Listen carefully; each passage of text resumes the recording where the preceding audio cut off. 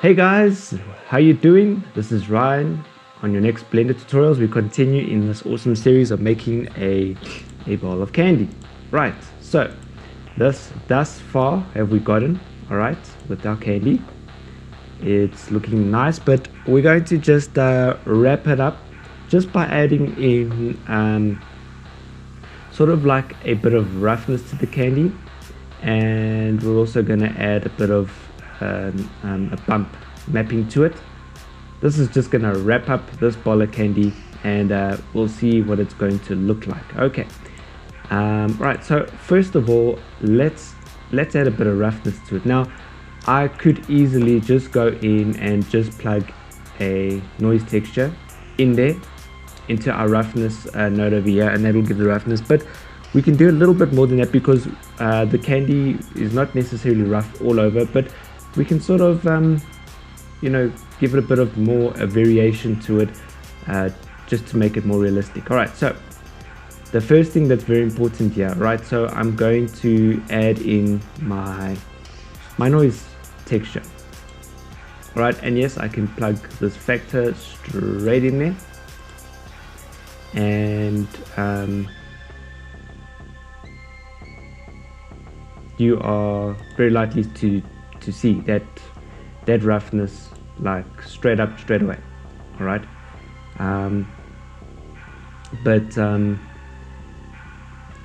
yes, I think this is going to be a lot of fun with our rendering. You can see this noise is going to take a very long time to clear up. I have rendered a final output, but like I said, we don't want roughness all over. So something that we can use to control this type of thing is, so first of all, I'm going to use an input, and this texture coordinate right over here, I'm going to plug the generated section into a vector. Right, that's just going to control how it's placed over the actual object. Right, I'm going to dial in a couple settings here. So I left this on 5, I left this on 2, and roughness 0.5. Okay, I suppose we will we'll just leave that right down. Now what we're going to use to control it is our color map. All right, and what that's going to allow us to do is that in certain areas, right, so black being 0 and white being 1, in certain areas there won't be roughness, and in some areas it's going to be rough. All right, but I don't want it completely smooth, and I don't want it completely rough, so I'm going to change the color of my black and white. I'm going to gray it up a little bit, just maybe over there, and same with my white. I'm going to bring it a bit more in, so it's not 100% smooth, not 100% black. And by the way, this color ramp is determined by the surface area of our object over here. All right, so that's cool. I'm going to leave that like that. If this had to render out properly, you would actually see certain areas, although I don't think right now as it is you will see all that much, just because the surface is completely smooth. So that brings me to the next thing that I want to do. And by the way, this I got off a Udemy course of a guy that does texturing, and that very great guy, very cool. I will show you my result and I will show you his result, but same method to get it, and I'll show you what he did, because I actually got a very round sweet, and you'll see he got a more traditional sweet that we all recognize the shape. So anyway, let's continue. So what I'm going to do is I'm going to get a bit of bumpiness. I'm going to plug into this into our bumpiness over here, and we've dealt with bump mapping. It's going to give us instead of that smooth, it's going to give us a bit of a roughness. Okay, but we don't just want to sort of throw a rough texture on. Yeah, we want to give it yeah, let me just show you. All right, so this bump mapping right over here, I can actually just throw in that noise texture.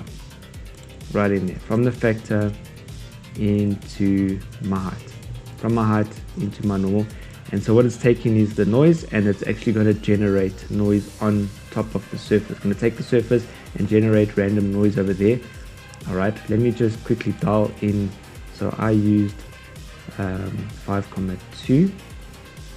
My detail I took to 2. My roughness, okay, my detail I put on 15. So I gave it a lot more detail. All right, and then I left this at 0.5. But now something that I did, so let me just see if I can do this.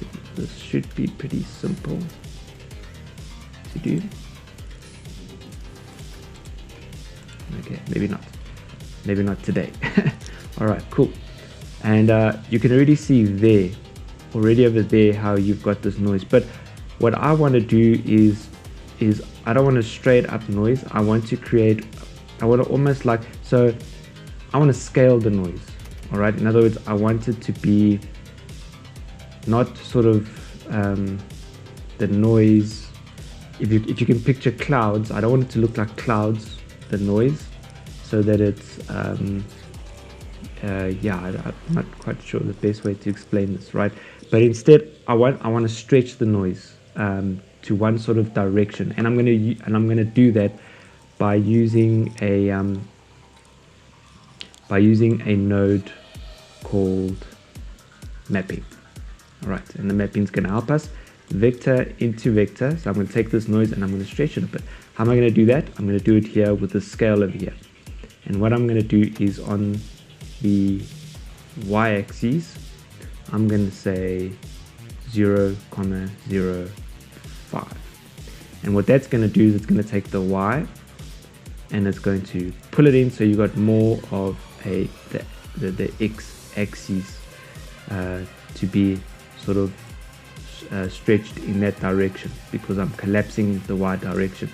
And then the last thing I need to do is just use the texture coordinate, and yes, I need to plug that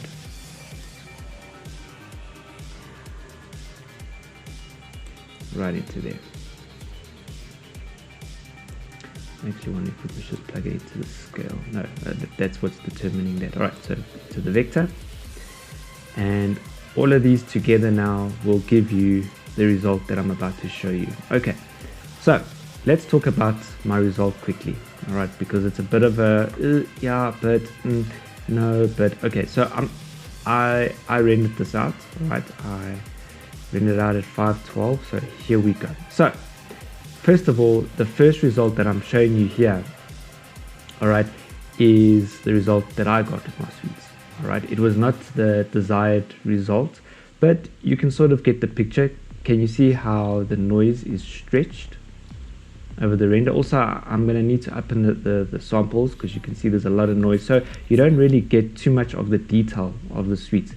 You can see the bump mappiness. You can see how I've stretched it. I've used noise to create the bump map, and I've used that mapping scale, that was mapping and scale male, but I've used the mapping and the scale to sort of stretch that noise across. You can see how it's long. Can you see how I've created these long? All right, and then of course don't forget that in our previous tutorial you can actually see how the sweets actually have a bit of this like nice bit of a glow, almost like a glow to it, because of our subsurface scattering and the depth that we've used. Now these were my results, and this was the final result of, and you can see it's a lot clearer. He's obviously up into the samples, so it's done properly, and you can see the shape of sweet that he got. All right, you can see the same sort of bump mapping. You can see how the noise is stretched. You can see how there's a bit of that subsurface scattering in those areas. You can see it really turned out really well. But this is the result that we're going for in this type of suite. Looks really good. Let me look at that. Looks really good, really realistic.